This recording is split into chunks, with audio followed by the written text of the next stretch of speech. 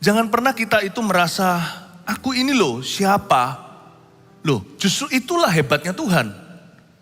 Tuhan memakai seorang ibu rumah tangga loh untuk mengubah sejarah. Kalau Anda adalah orang biasa, saya orang biasa, lalu kita diberikan kepada Tuhan kesempatan untuk menginspirasi orang lain juga yang awal mulanya adalah orang biasa. Tapi kalau orang itu menjadi luar biasa, kita pun luar biasa.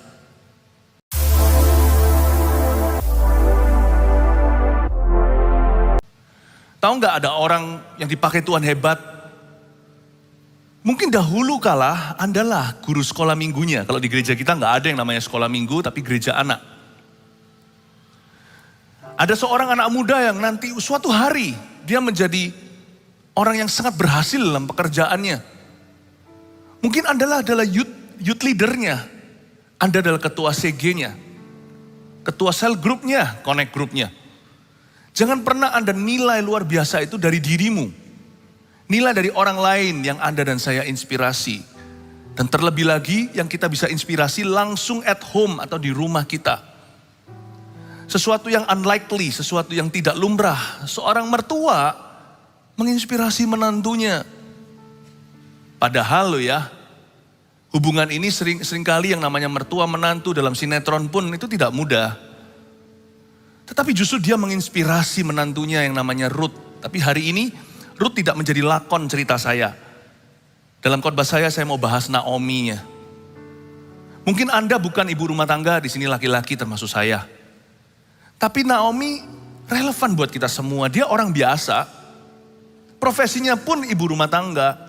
Sebenarnya ibu rumah tangga itu profesi yang luar biasa, lo tahu nggak? Dia adalah full time job yang tidak bisa dibayar. Saking terlalu mahal. Ibu rumah tangga adalah sebuah profesi juga. Sebelum nanti saya beranjak ke profesi lain sepanjang hari ini termasuk F&B, food and beverage, Nehemia. Termasuk nanti profesi-profesi yang lainnya. Termasuk gubernur seperti Daniel. Tapi izinkan saya membahas yang paling sederhana dulu di ibadah yang ke-1. Bahwa orang yang biasa kalau dia menyerahkan diri pada Tuhan.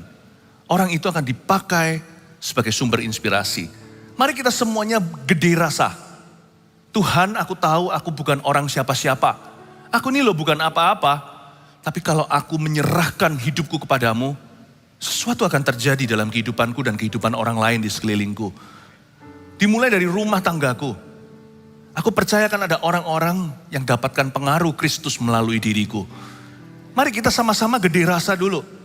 Mari kita sama-sama klaim tahun ini menjadi tahun pemakaian Allah. Satu hal yang kita harus mimpikan, menjadi penglihatan kita semua adalah pemakaian Tuhan. Tuhan pakailah aku. Mumpung masih Januari nih, besok kita waktu breakfast with God juga, mari kita datang sujud ke kaki Tuhan dan berkata, Lord use me. Please use me. Jangan sia-siakan tahun ini lagi kalau tahun lalu udah sia-sia. Tahun ini jadikan tahun di mana akhirnya Anda dipakai oleh Allah. Tapi pemakaian Tuhan tidak harus di atas mimbar. Tidak harus kelihatan kasat mata. Naomi contohnya, kita baca ceritanya. Ruth dan Naomi, pasal 1 ayat pertama. Pada zaman para hakim memerintah ada kelaparan di tanah Israel. Lalu pergilah seorang dari Bethlehem Yehuda beserta istrinya dan kedua anaknya laki-laki ke daerah Moab untuk menetap di sana sebagai orang asing. Maksudnya, ini suami Naomi. Nama orang itu ialah Elimelek. Nama istrinya Naomi dan nama kedua anaknya Mahlon dan Kilion. Semuanya orang-orang Efrata dari Bethlehem Yehuda. Dan setelah sampai ke daerah Moab, diamlah mereka di sana. Berhenti sebentar. Di sini diceritakan latar belakang Naomi. Naomi punya suami namanya Elimelek. Kata Elimelek artinya Tuhan adalah raja. Tapi Elimelek berbuat yang sebaliknya. Dia menaruh hidupnya di tangannya sendiri. Dia tidak tanya kehendak Tuhan. Dia pergi meninggalkan jalan-jalan Tuhan. Elimelek ini meninggalkan Bethlehem Yehuda. Bethlehem itu kota, Yehuda itu provinsinya. Bethlehem itu di sebelah selatan Israel, itu Israel bawah. Bethlehem itu dekat Yerusalem. Bethlehem artinya rumah roti. Sedangkan Yehuda artinya rumah pujian. Elimelek ini seorang yang harusnya berstatuskan Tuhan adalah raja atas hidupnya. Orang ini anggaplah orang Kristen zaman ini, tapi ternyata KTP-an. Susah mengikuti seorang suami yang murtad. Cerita Naomi ini bukan hanya dia orang biasa, dia beranjak dari sebuah kesalahan. Salah mengambil keputusan sang suaminya. Meskipun Yesus seharusnya adalah raja atas hidupnya di perjanjian lama, tapi dia tidak menjadikan Tuhan sebagai rajanya. Dia ambil keputusan di luar kehendak Tuhan. Dia nggak tanya Tuhan dulu apa yang menjadi kehendakmu. Seperti Lot, dia melihat situ permai, dia pergi ke situ. Padahal di situ Sodom dan Gomora. Pergilah dia ke tanah Moab. Orang ini ceritanya, kalau hari ini saya coba tafsirkan, orang Kristen ketika susah meninggalkan persekutuan saudara seiman. Dia meninggalkan rumah roti, dia meninggalkan gereja. Udahlah nggak gereja-gerejaan, susah hidupku. Loh, bukannya malah butuh Tuhan. Dia meninggalkan rumah pujian Yehuda. Udahlah gak memuji-muji Tuhan, nyanyi-nyanyi. Emangnya kalau kita memuji Tuhan bisa dapat uang gitu? Kalau aku melayani gitu pasti sembuh? Orang ini tiba-tiba cetek atau dangkal iman. Padahal dia punya nama itu sudah ditakdirkan untuk menjadikan Tuhan sebagai raja atas hidupnya. Papa mamanya Elimelek ini suami Naomi pasti punya ekspektasi yang tinggi ketika punya anak atau bayi. Dia kasih nama Elimelek supaya nanti bayi itu, anak itu nanti waktu beranjak dewasa, termasuk ketika dia menikah, dia akan mengikuti jalan-jalan Tuhan dan menjadikan Kristus rajanya. Betapa kecewa papa mamanya kalau masih hidup ya. Dia malah pergi ke tanah Moab. Untuk dia pergi ke tanah Moab itu perlu usaha yang besar loh. Saya melihat di peta, kalau mau dari Bethlehem Yehuda pergi ke Moab, itu dibutuhkan untuk dia melewati paling tidak 1-2 padang pasir. Dia dengan istri dan kedua anaknya harus melewati Dead Sea atau Laut Mati, harus melewati sungai Yordan menyeberangi. Jadi ternyata dibutuhkan usaha yang besar untuk meninggalkan Tuhan loh, tahu nggak? Murtad itu bukan terjadi semata-mata. Kemurtatan itu adalah sebuah usaha. Tidak gampang loh meninggalkan Tuhan, apalagi ada Roh Kudus yang kemanakah aku dapat pergi menjauhi rohmu Tuhan, selalu dikejar-kejar. Ada orang berkata, aku mundur dari Tuhan. Dibutuhkan komitmen untuk mundur loh. Kenapa nggak pakai komitmen yang sama untuk maju? Kenapa nggak pakai komitmen dan usaha jeripaya yang sama untuk mencari Tuhan? Kenapa tidak pakai tenaga atau energi yang sama untuk percaya daripada ragu dan bimbang? Cerita Naomi cukup mengenaskan. Dimulai dari keputusan seorang suami yang salah di hadapan Tuhan. Ada orang berkata, aku bisa dipakai Tuhan kalau kondisi keadaan mendukung saya. Siapa bilang? Seringkali pemakaian Allah dimulai dari sebuah kesalahan. You know, somebody else's mistake could be your God-given opportunity. Kesalahan orang lain bisa menjadi kesempatan ilahi dalam kehidupanmu. Ketika kita melihat orang lain salah, kita tidak berkata, yes, tahu diri, rasain lo. Ketika kita melihat orang lain salah, di situ kita harus memilih. Itu sebuah kesempatan ilahi untuk kita berkata, aku jawab ya Tuhan. Untuk kita mengikuti kehendaknya, lebih sengaja lagi. Jadi saya rasa sulit jadi seorang Naomi. Seperti saya katakan tadi, susah sekali mengikuti seorang pria yang murtad. Makanya suami di sini, kalau Anda mencintai keluarga Anda, carilah Tuhan. Karena diberkatilah keluarga yang kepala keluarganya takut akan Allah. Saya bicara kepada kaum pria. Ya. Blessed is the people that is in such a case, whose God is the Lord. Ada pepatah seperti ini dalam Alkitab berbunyi, diberkatilah bangsa yang begini keadaannya, yang Tuhannya. That God is the Lord is their his God. Kalau Tuhan adalah rajanya. Berbahagialah satu bangsa, itu juga setiap unit keluarga. Berbahagialah family yang papa atau suami takut akan Tuhan. Makanya itu besok di Breakfast with God, ekspektasi saya sebagai gembala Anda, termasuk merasuli seluruh gereja-gereja kita yang sekarang menyaksikan ini. Ekspektasi saya sekalipun mata jasmani saya terbatas adalah mata rohaniku ingin melihat para laki-laki yang paling early datang besok pagi. Pria yang datang dulu, sujud di kaki Tuhan dan berkata, aku gak mau jadi Elimelek kan? Aku mau jadikan kau raja atas tahun 2022. Aku mau jadikan Tuhan sebagai segala-galanya dalam kehidupanku. After all, gereja ini juga dipimpin oleh seorang pria. Saya seorang laki-laki, saya kepala keluarga. Saya harus bisa pimpin keluarga saya dulu sebelum pimpin gereja. Besok saya akan menjadi orang yang pertama bangun di keluargaku. Cari Tuhan dulu sebelum saya saat teduh bersama dengan Anda besok pagi di Breakfast with God ini. I will come early tomorrow untuk datang ke tempat ini. Saya bersyukur untuk setiap pria-pria yang takut akan Tuhan di gereja kita. Sudah waktunya jemaat kita yang bangkit itu laki-laki duluan.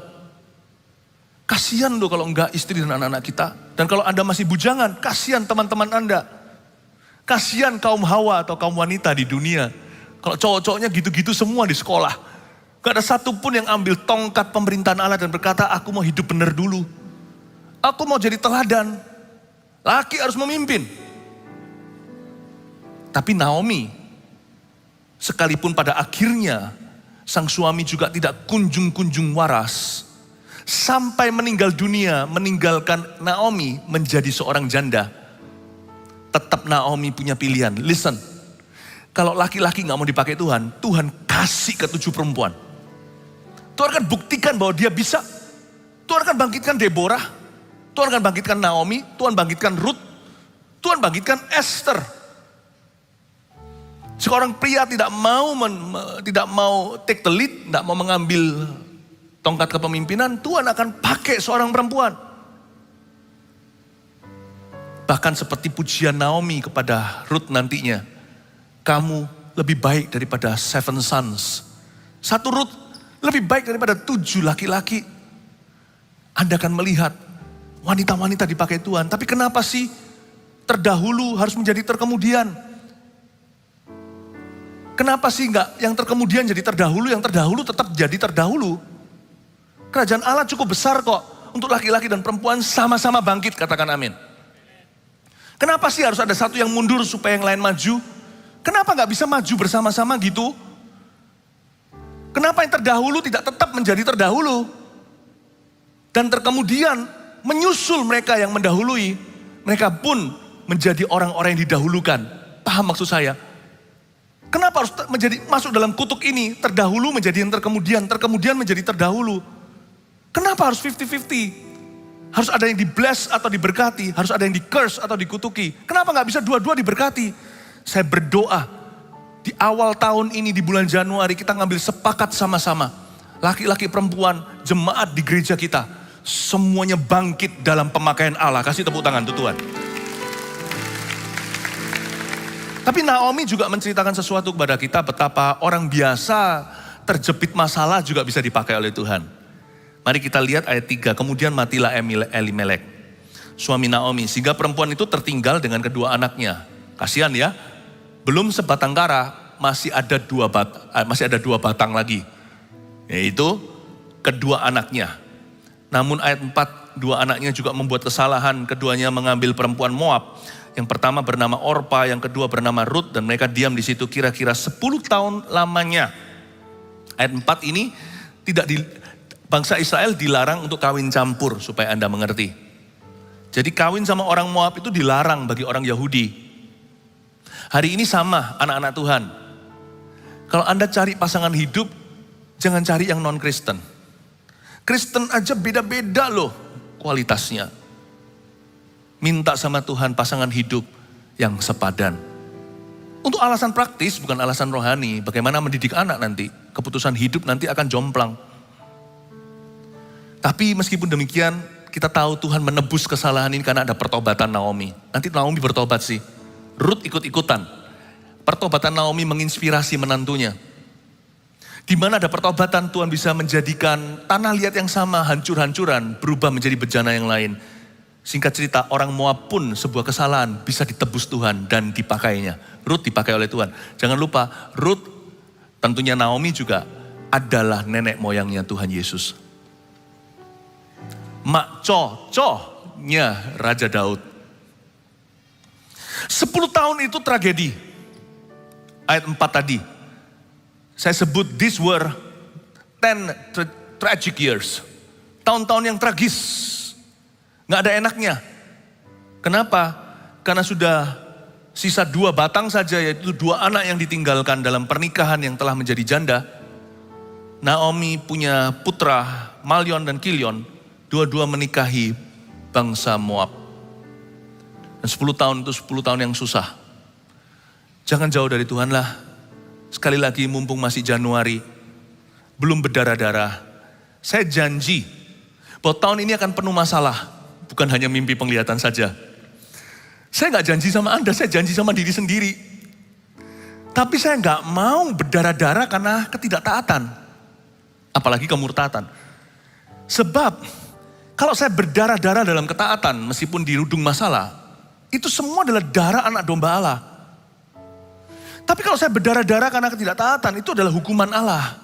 Saya gak mau dihukum oleh Tuhan. Siapa mau dihukum sama Tuhan di sini? Saya mau tahun ini benar sama Kristus. Menginjakkan tahun yang baru ini, di bulan Januari, saya langsung mencium kaki Yesus. Makanya saya mau adakan breakfast with God besok dengan Anda. Karena saya tidak mau 10 tahun tragisnya Naomi terjadi di tahun 2022. Saya mau tahun ini menjadi tahun mimpi dan penglihatan. Bukan a tragic year. Bukan tahun yang tragis. Lalu matilah juga keduanya, ayat 5, yakni Mahlon dan Kilion, sehingga perempuan itu kehilangan kedua anaknya dan suaminya. Kemudian berkemaslah ia dengan kedua menantunya dan ia pulang dari daerah Moab. Sebab di daerah Moab ia mendengar bahwa Tuhan telah memperhatikan umatnya dan memberikan makanan kepada mereka. Wow, ayat 6. Kemudian berkemaslah ia atau Naomi dengan kedua menantunya. Inilah pertobatan. Tanah Moab itu kan dia jauh dari tanah perjanjian. Kan di luar kehendak Tuhan. Mereka sengaja melawan arus. Seperti Yunus pergi ke Niniwe. Bukannya ke Niniwe, dia malah bertolak belakangan. Mengambil arah yang berlawanan. Tapi kemudian berkemaslah ia dari daerah Moab, Naomi dengan kedua menantunya. Meskipun ini secondary sin, dosanya Naomi adalah dosa yang kebawa. Keputusan kan di laki-laki, tetapi Naomi juga pergi kan, termasuk dia berdosa sama Tuhan. Kita bisa memulai karir kita sebagai pendosa, tapi kalau kita bertobat, Tuhan akan menuntun kita dalam rencananya. Pertobatan itu bukan jadi sempurna atau santo dan santa dalam semalam. Pertobatan itu begini, misalkan kalau sebelah situ itu adalah dosa, sebelah sini adalah Tuhan. Inilah pertobatan, coba lihat saya ya. Ini pendosa, kita berjalan menjauhi dan membelakangi Tuhan. Ketika kita sadar, jikalau hari ini engkau mendengar suara Tuhan, jangan keraskan hatimu. Tuhan mengetuk pintu, ketika kita sadar, entah kita masih jauh dari neraka atau sudah dekat. Pokoknya, kalau kita menyadari kesalahan kita, segeralah berbalik. Itulah pertobatan. Pertobatan itu artinya berkemas dan berbalik arah. Waktu Anda berbalik ke arah Tuhan, bukan berarti Anda langsung dekat sama Tuhan. Masih ada jalan yang harus ditempuh, tapi arahmu sudah benar. Paham maksud saya? Karena itu orang kalau bertobat di kilometer awal, bersyukurlah. Belum terlalu berdarah-darah. Tapi kalau orang bertobat last minutean, sudah berada di kilometer akhir, tetap bersyukurlah masih dapat kesempatan. Yang penting, jangan berpikir, aduh aku sudah jauh. Jauh pun tempuh. Jangan berkata, aduh aku sudah parah. Parah pun berbalik kembali. Lebih baik gak selingkuh daripada selingkuh. Atau lebih baik selingkuh 1 kali daripada 2 kali. Atau lebih baik selingkuh sama 1 orang daripada sama 2 orang. Atau lebih baik selingkuh tapi bisa berhenti tanpa punya keturunan dengan perselingkuhan daripada sudah punya anak. Atau lebih baik bertobat dari perselingkuhan sekalipun sudah punya anak dan kembali kepada istri yang sah. Hidup itu anaknya tapi berhenti selingkuh dengan mamanya. Daripada Anda tidak kembali sama sekali ke istrimu. Paham maksud saya? Tergantung kilometer mana Anda berkemas. Kilometer A, kilometer B, kilometer C, kilometer D, atau kilometer Z sekaligus. Pokoknya bertobat itu artinya berkemas dan berbalik arah. Oke, sekarang yang dia lihat adalah Bethlehem. Perjalanan masih jauh, mungkin dia naik travel ke situ. Misalkan kalau Anda mau pergi ke Jakarta, dari Jakarta atau dari Surabaya ke Medan, naik travel, naik bus cepat, lewat selat lagi, naik ferry. Tapi paling tidak kan Anda ke arah Medan, Rut berkemas, dan itu jauh, berarti dia melewati padang pasir, padang belantara, dia harus menyeberang sungai Yordan dulu, harus papasan dengan Dead Sea atau Laut Mati, sebelum sampai ke Bethlehem, dia harus melalui berbagai macam kota dan rintangan. Pokoknya, apapun rintangannya Tuhan, aku tahu aku mau kembali kepada kehendak-Mu. Itu artinya bertobat. Bertobat itu bukan berarti aku terima Yesus langsung jadi sempurna. Semua hutangku dihapus, hutang dosa, hutang uang kembalikan, hai Sakeus. 4 kali lipat kalau perlu dengan orang-orang yang kau peras. Tempuh, whatever it is tahun ini, apapun juga yang membuatmu jauh tahun lalu, tempuh, deketi Yesus. Apapun harganya, kok saya percaya ya, Anda jalan selangkah, Tuhan jalan 10 langkah menjemput Anda. Nanti gak sampai sana Anda sudah digendong Tuhan. Tahu gak cerita tentang perahu itu? Rasul-rasul semalaman mendayungnya tidak sampai ke tujuan. Karena angin taufan, angin sakal. Tapi ketika mereka melihat Yesus berjalan di atas air, lalu tak lama kemudian Yesus masuk ke perahu mereka. Anda baca di kitab Injil, seketika itu juga mereka sampai tujuan. Bertobat itu ajaibnya dari sisi Tuhan. Dari sisi Anda itu natural. Dari sisi Tuhan, nanti lihat ya. Anda melihat, aduh jauh. Bagaimana aku bisa memperbaiki kesalahanku?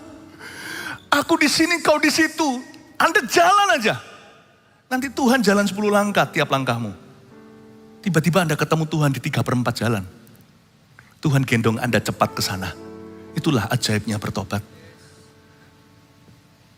Breakfast with God tomorrow morning, besok pagi juga adalah suatu kesempatan untuk kita itu pemberesan dengan Tuhan yang gak beres.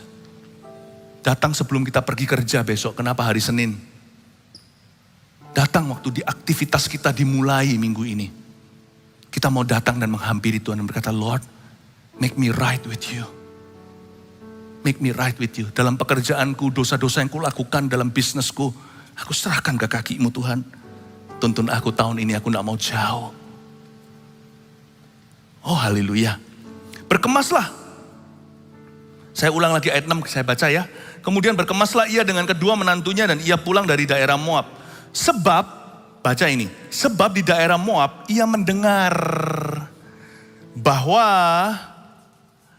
Tuhan telah memperhatikan umatnya dan memberikan makanan kepada mereka. Jadi, pasti ada seseorang yang bersaksi kepada Naomi.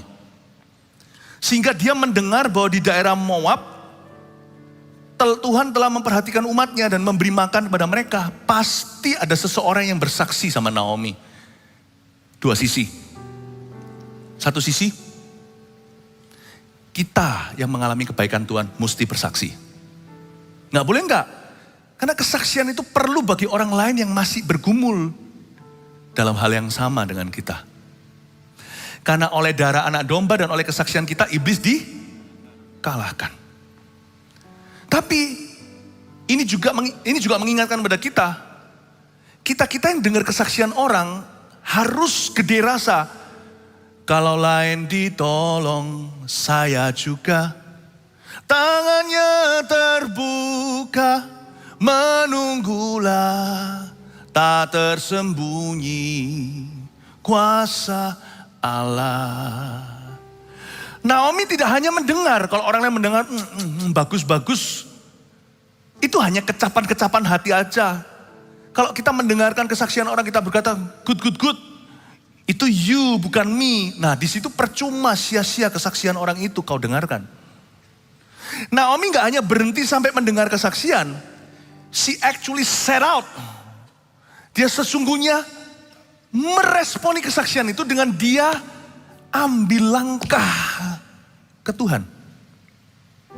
Kalau orang lain ditolong, saya juga. Di Bethlehem ada roti kan?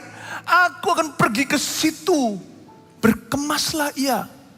Makanya di ayat berikutnya dikatakan, maka berangkatlah ia dari tempat tinggalnya itu bersama-sama dengan kedua mantunya ketika mereka sedang di jalan untuk pulang ke tanah Yehuda. Anda baca itu ayat 7 ya. Maka berangkatlah ia. Jangan hanya kita mendengar kesaksian orang lain. Kita harus ingin untuk mengambil bagian dalam kesaksian itu dengan mengalaminya sendiri. Kalau orang lain sembuh, saya juga.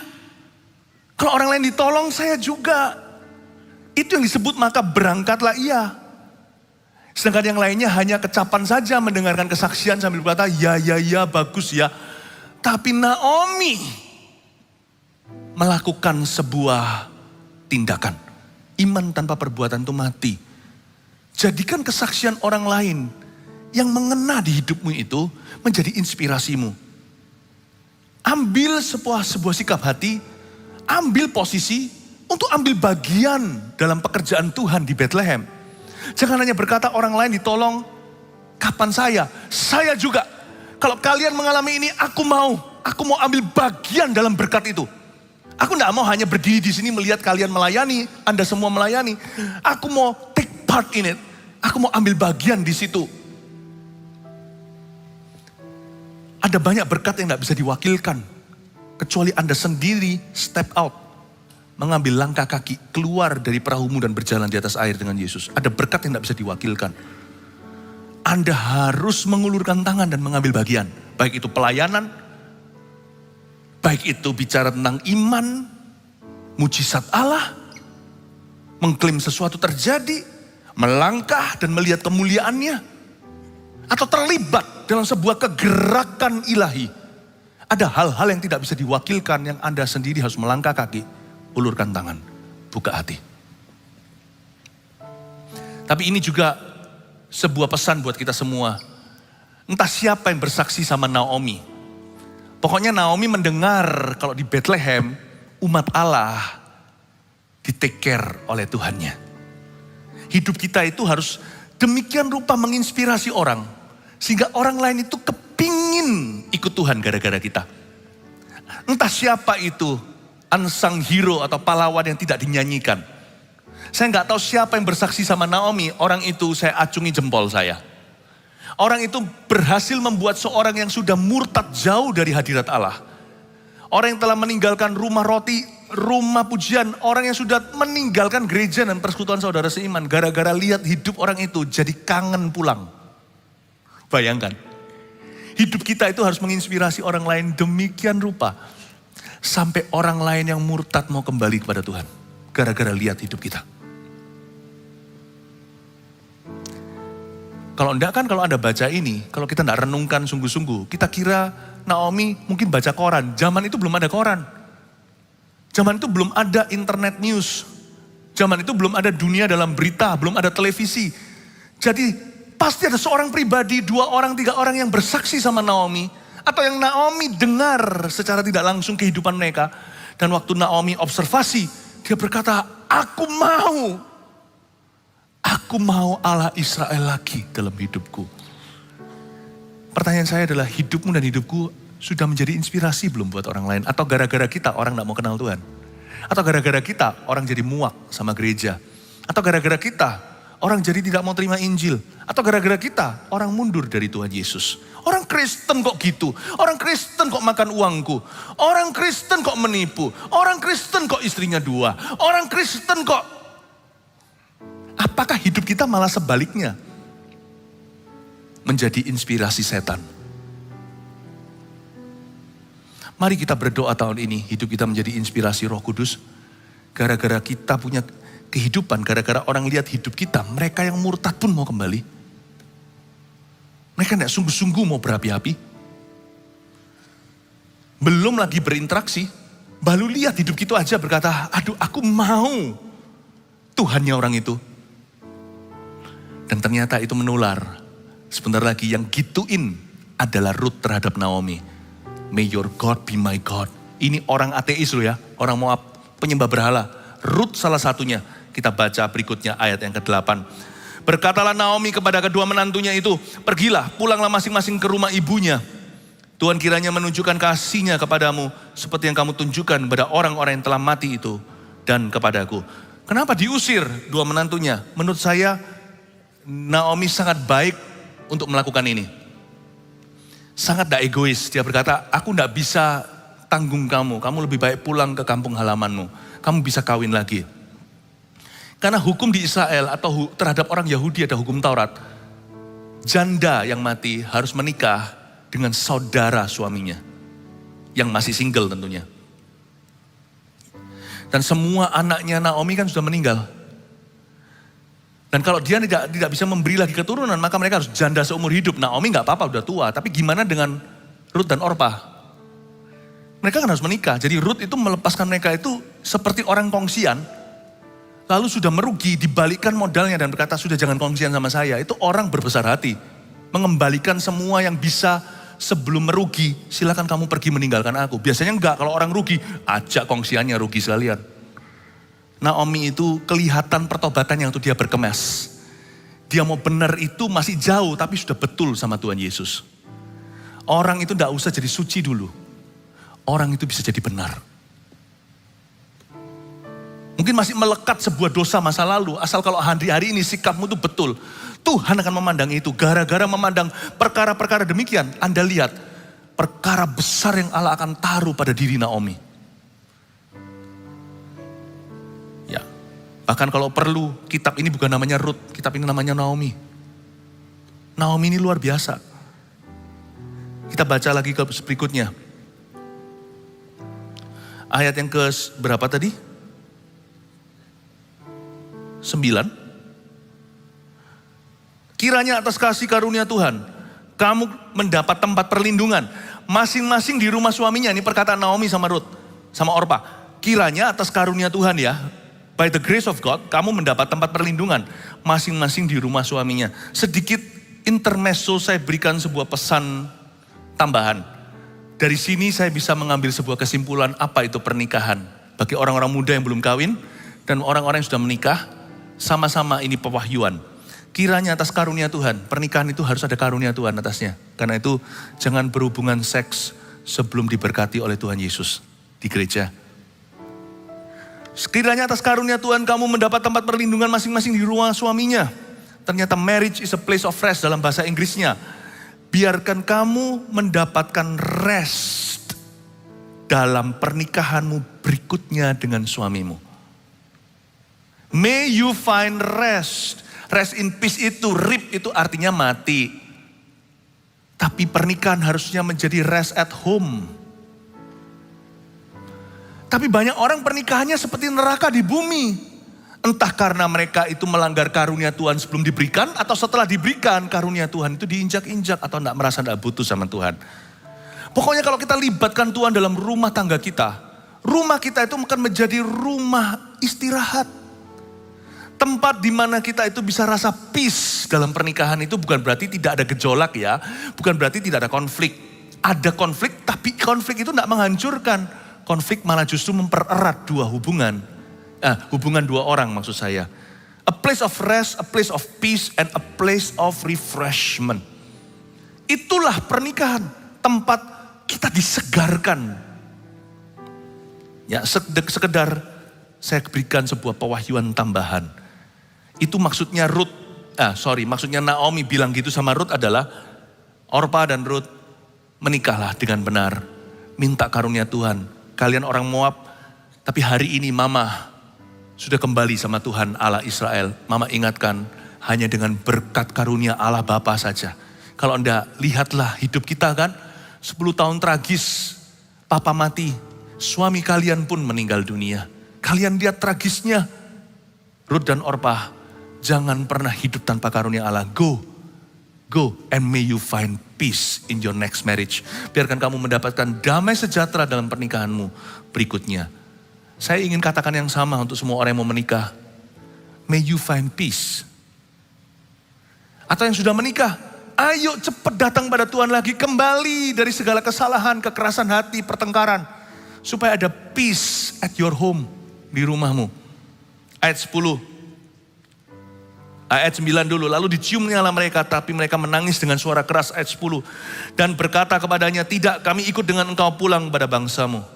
Tapi Naomi berkata, pulanglah anak-anakku, mengapakah kamu turut dengan aku? Bukankah tidak akan ada lagi anak laki-laki yang kulahirkan untuk dijadikan suamimu nanti?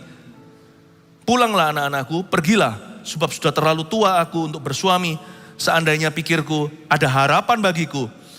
Dan sekalipun malam ini aku bersuami, bahkan sekalipun aku masih melahirkan anak laki-laki, masakan kamu menanti sampai mereka dewasa?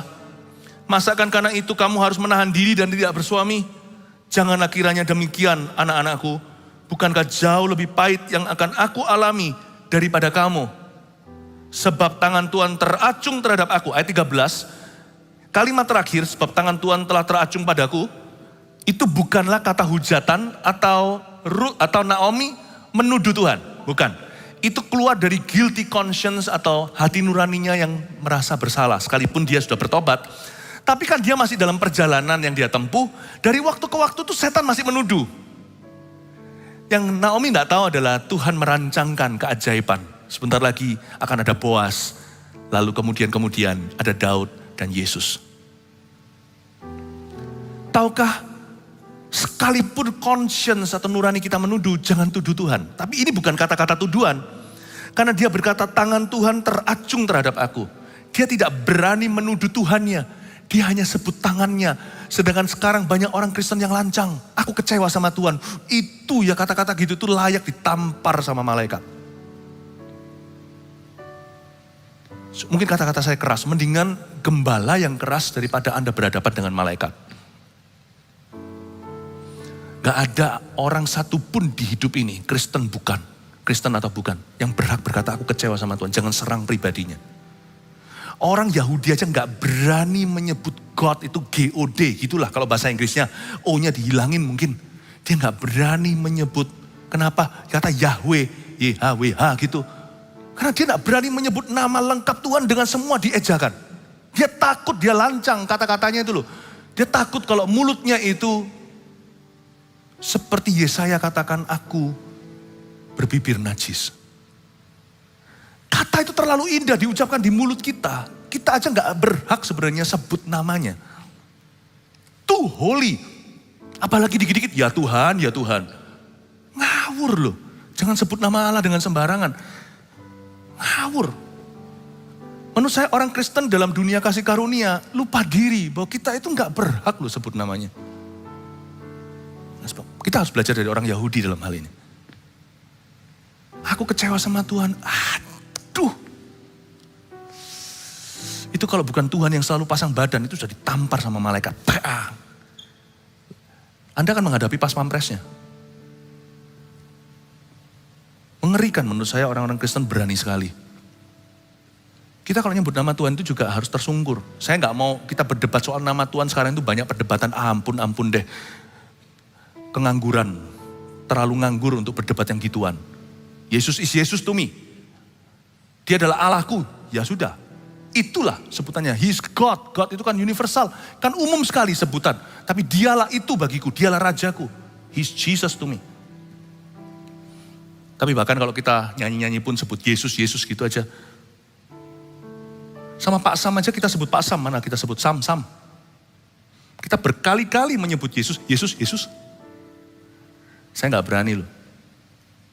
Kalau sekali-kali lewat ya gak apa-apa. Puji-pujian kan juga ada banyak. Yesus engkaulah Raja, gak apa-apa. Gak usah tambahin, gak cocok itu dengan notnya. Tuhan Yesus engkaulah Raja, gak cocok. Sebutan-sebutan aja dalam pujian aja membuat kita kadang-kadang agak sedikit lost. Hati kita tidak boleh lancang sama Tuhan. Kita harus ingat ya, mulut kita itu selamanya ancang. Dalam bahasa Chinese-nya, selamanya itu kotor. Kita sudah pakai itu berbohong, berdusta. Saya kalau sebut Yesus saja kadang-kadang, kalau saya sadar dan ingat, saya sebut Tuhan Yesus. Tuhan Yesus.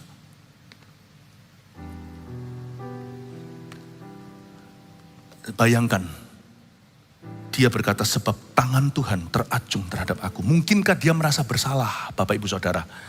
Bukan karena Dia yang membawa keluarganya ke Bethlehem itu keputusan laki-laki. Membawa keluarganya ke Moab itu keputusan pria. Tetapi mungkinkah Naomi itu merasa bersalah karena marrying off atau mengizinkan pernikahan anak-anaknya dengan orang Moab? Karena kalau bicara soal hubungan, relationship, mama sangat berpengaruh, ya kan? Ibu itu sangat-sangat instrumental. Nanti anak lakinya itu jadi sama siapa? Karena biasanya seorang mama yang paling khawatir menantu perempuannya seperti apa. Kok dia tidak menentang itu? Makanya mungkin ada guilty conscience-nya, ada perasaan bersalah. Bapak, Ibu, Saudara, ingat ya, orang bisa berdosa dan cuci tangan. Remember, you cannot wash off your conscience. Hati nuranimu itu tidak bisa dicuci. Hanya bisa dengan bertobat. Nurani itu akan mengejar kita sampai deathbed, sampai kepada ranjang kematian kita. Dan Naomi berkata, tangan Tuhan teracung sama aku, dia jalan. Tapi dia gak berani menyebut Tuhan. Dia bilang tangannya. Tapi memang benar, Allah tidak memberinya berkat, tidak ada favor, tangan menekan, bukan tangan yang menopang. Tapi karena dia jatuh tak sampai tergeletak, sebab Tuhan menopang tangannya, iya. Tapi tangan Allah tidak mendukungnya. Jangan pernah kita mengharapkan tangan Tuhan mendukung kita kalau kita melakukan apa yang di luar kehendaknya. Makanya itu saya mau terlebih dahulu cari kakinya. Supaya tangannya menyertai, jangan cari tangannya. Karena orang bisa manipulasi, manusia bisa motivasi. Breakfast with God tomorrow morning, besok pagi. Saya mau datang mencium kakinya dulu. Karena saya tidak mau tahun ini, tahun 2022, tangan Allah teracung melawan aku. Saya tidak mau tangan Tuhan teracung melawan gereja ini. Jangan Anda kaget ya, jangan terkejut. Tangan Tuhan juga bisa teracung terhadap gereja loh, kalau nggak benar. Jikalau ada domba dan kambing, juga ada gembala yang pandir. Juga ada gereja yang pandir. We don't want this church. Kita tidak mau gereja ini untuk berlawanan. Tapi gereja ini ditopang oleh Tuhan. Kasih tepuk tangan untuk Tuhan Yesus.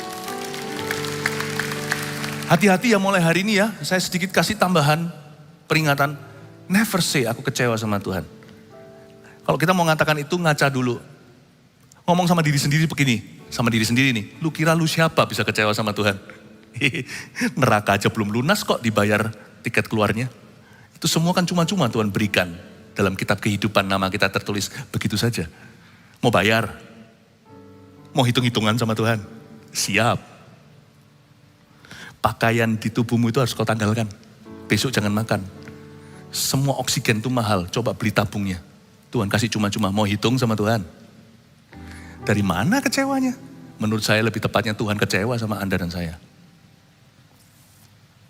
Hati-hati. Paling-paling pol kita hanya bisa mengakui bahwa tangan Tuhan tidak mendukung aku karena memang aku salah. Jangan pernah berkata aku kecewa sama Tuhannya. Tangan Tuhan memang tidak mendukung aku karena aku salah di tahun 2021. Tapi tangan Tuhan akan mendukung saya tahun ini. Kenapa? Sekalipun saya masih jauh, tapi aku berbalik arah. Aku berkemas, aku berangkat ke arah Bethlehem. Di mana ada roti, di situ ada pujian, Tuhan menopang. Aku tidak akan jatuh tergeletak. Amin. Terakhir kita membaca beberapa ayat. Ayat 14, menangis pula lah mereka dengan suara keras, lalu Orpa mencium mertuanya itu minta diri, tapi Rut tetap berpaut padanya. Orpa ini kasihan, seringkali dijelek-jelekkan, padahal gak apa-apa sih, itu hak-haknya dia. Dia menangis dengan suara keras itu bukan pura-pura, sekalipun dia cium, dia pergi, dia meninggalkan, itu adalah hak pribadi. Dari sini saya bisa melihat, Rut itu dan Orpa sangat cinta dengan Naomi, mama mertuanya. Karena mama mertuanya sangat cinta sama mereka. Ayat 15, berkatalah Naomi, telah pulang iparmu kepada bangsamu dan kepada para allahnya. Pulanglah mengikuti iparmu itu. Sekarang giliran Rut. Tapi kata Rut, jangan desak aku meninggalkan engkau. Dan pulang dengan tidak mengikuti engkau. Sebab kemana engkau pergi, ke situ jugalah aku pergi. Dan di mana engkau bermalam, di situ jugalah aku bermalam. Bangsamu adalah bangsaku dan Allahmu lah Allahku. Di mana engkau mati, aku pun mati di sana. Dan di sanalah aku dikuburkan. Beginilah kiranya Tuhan menghukum aku. Bahkan lebih lagi daripada itu, jikalau sesuatu apapun memisahkan aku dari engkau selain daripada maut. Wow, inilah sentence kalimat pertobatan Rut. Di ayat 17 dia menyebut nama Tuhan Israel untuk pertama kalinya. dengan menyebut beginilah kiranya Tuhan menghukum aku. Kata Tuhan ini dalam bahasa Ibrani. Pertama kali, sebelumnya 10 tahun jadi menantu, hubungan menantu dengan mertua, Ruth tidak pernah tergerak sama sekali untuk menerima Allah Israel. Why? Karena kompromi Naomi tidak pernah menginspirasi. Tahukah Anda banyak orang tuh salah kaprah. Dikira dengan dia kompromi menjadi serupa dengan orang berdosa untuk membawa orang berdosa kepada Tuhan. Salah, mereka tidak akan terinspirasi denganmu. Berapa banyak orang berkata, loh aku kan harus sama teman-temanku gaul nih. Ya gaul sih gaul, kita gak usah jadi orang yang aneh. Pakai jubah begitu kemana-mana dan haleluya, hosana, gak usah. Tapi berapa banyak orang itu terlalu menjadi serupa dengan dunia untuk memenangkan dunia. Itu alasan saja mereka memangnya mau jadi duniawi. Memang jadi duniawi tapi pakai nama Tuhan. Tahukah bahwa inspirasi kita itu bukan datang dari kompromi. Ketika Anda hidup dalam sebuah kondisi yang kompromikan iman, Anda tidak akan bisa bawa siapa-siapa pada Tuhan. Buktinya Naomi 10 tahun tidak menggerakkan hati. Ruth sama sekali not moved, tidak tergerak. Tapi ketika Naomi dalam masa susahnya mencari Tuhan, berkemas, berangkat dan kembali. Naomi menunjukkan buah pertobatan pertama dengan tidak egois lagi dan berkata, aku akan mengutamakan Tuhan di atas Tuhan, di atas segalanya. Aku akan mengutamakan orang di atas barang, uang, di atas dasar kepentingan pribadiku. Pulanglah anak-anakku, di situ mereka mulai merasa, Mama, kok berubah jadi orang, berubah jadi mulia. Mungkin dulu Naomi hanya menuntut saja. Tapi sekarang berubah menjadi orang yang mengalah demi kepentingan orang lain. Bisa mikirkan masa depan orang, padahal dia sendiri susah bisa mikirkan orang lain. Ini Ruth dan Orpa tentunya melihat perubahan pada diri seseorang yang mereka sebut ibu. Ketika mereka tergerak, itu membuat mereka tergerak. Dan waktu Ruth berkata, aku akan pulang. Aku mengambil keputusan untuk menaruh nasibku ke tangan Allahku lagi. Aku taruh yang namanya masa depanku yang tidak menentu, yang kelihatannya sangat-sangat suram ini ke dalam tangannya Allah Israel yang telah aku dan suamiku serta anak-anakku tinggalkan. Waktu mereka melihat itu, Ruth tergerak hatinya. Waktu giliran Ruth yang diminta untuk pulang, Ruth berkata, no, I want your God. Wow, ini seruan Ruth. Allahmu itu, Allahku, artinya aku mau Allahmu itu. Bahkan dia pakai nama Tuhan, dia berkata, biarlah Tuhan menghukum aku kalau aku meninggalkanmu. Seolah-olah dia sudah kenal kalau pakai nama Tuhan. Karena kalau dia berkata, Tuhan pakai bahasa ini, berani ini, berarti dia sudah menjadi umat pilihan. Ruth berkata, I want your God.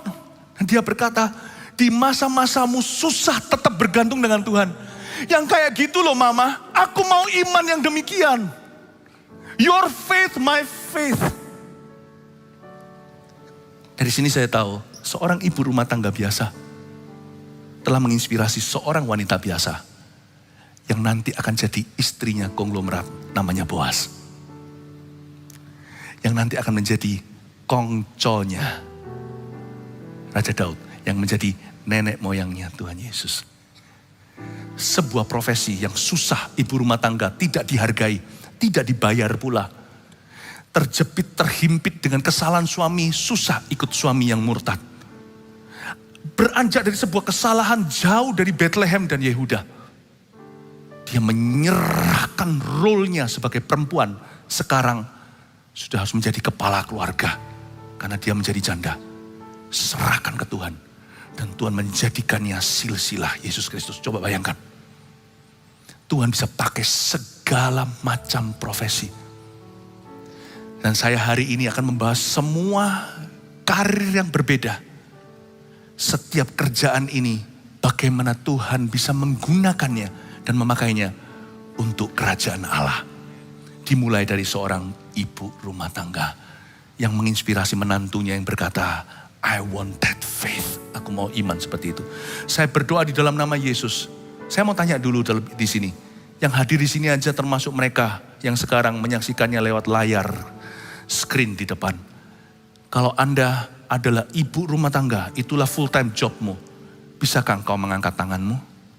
Ibu rumah tangga, wow, haleluya, kasih tepuk tangan untuk mereka. Puji Tuhan. Boleh dengan hormat saya minta ibu rumah tangga berdiri di tempat saya doakan dulu. Supaya, ya berdiri aja yang ibu rumah tangga. Coba Anda lihat, sebagian besar gereja kita ini ibu rumah tangga, coba lihat ini. Belum lagi yang tidak di sini hadir, tapi yang sekarang menyaksikannya lewat live streaming. Oh haleluya, sekali lagi kita berikan kepada mereka support.